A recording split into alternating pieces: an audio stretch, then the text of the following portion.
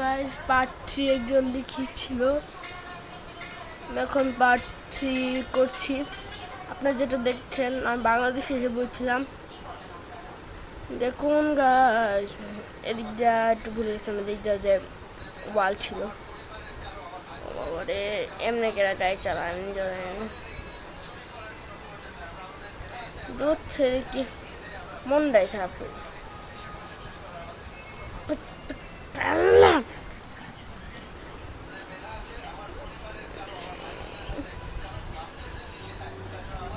এখানে দিব এক সেরে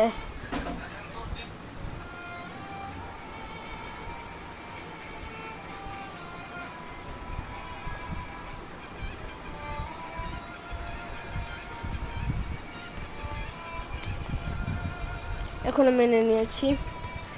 এখন আমি আমার বাড়িটা ঘুরে দেখাবো। বর্তমানে আমিও প্রথমে গেছিলাম ঢোকার রাস্তা কি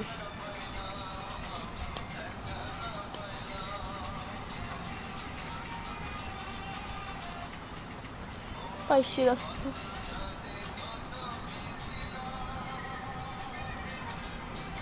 এদিক দিয়ে যাওয়া লাগবে।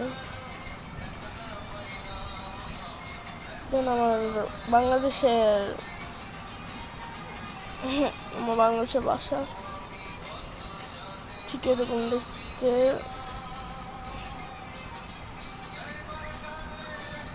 আমাদের কিচেন, আমাদের বলতে আমার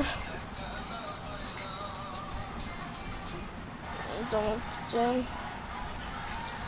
দুতলা আছে, সোফা নিচতলাটা আগে খুলে দেখাই। ওইটা হচ্ছে এখানে চেয়ারে বসে বসে খাই আমরা। আমরা এখানে বসি, আমি এখানে বসে বসে বাইরের দৃশ্য দেখি।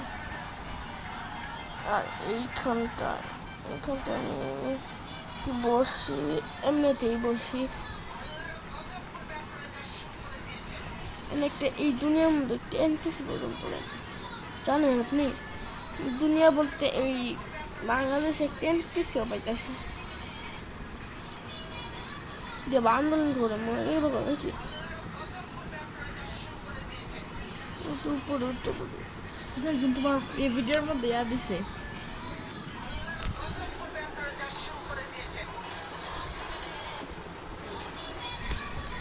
বা আপনি একজন শিল্পী, বা আপনি একজন শিল্পী।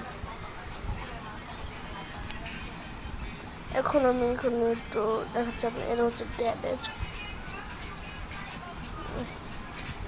না, একটু ওইখানে আমি বাইক রাখি রাত্রে। আমার বেডরুম,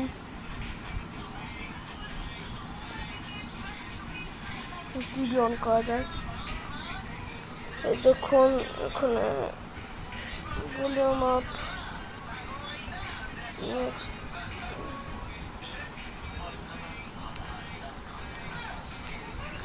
টিভি দেখা যায়।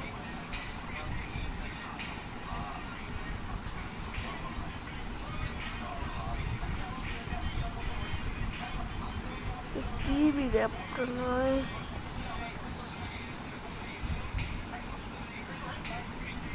এই দেখুন টিভি চলছে।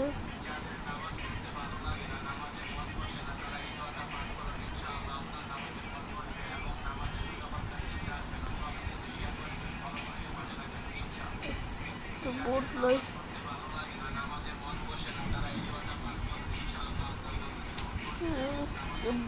লাইট,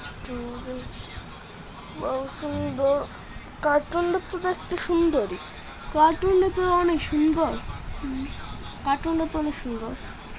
এটা ভেড়া নাকি গাধা বুঝে গেল। ট্রেনটা তো উপর দিকটা চলে গেল। আচ্ছা টিভি পরে দেখা যাবে, আমি ততক্ষণ অফ করে দিই। আমার বেডরুম, এটা আমার এসি। এখানে আমি এটা আমার আরেকটা বেডরুম, আমার বারান্দা। জি, খুব সুন্দর। এখন আমি সাবধানে সাবধানে মনে মনে কেটে পড়ি।